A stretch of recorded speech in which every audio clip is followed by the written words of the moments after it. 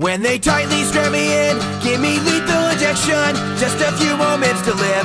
No remorse for what I did, it's for the betterment of man. I gave the utmost sacrifice, before more damage could be done, I took his life. There was a split second of silence when the dart punctured the skin.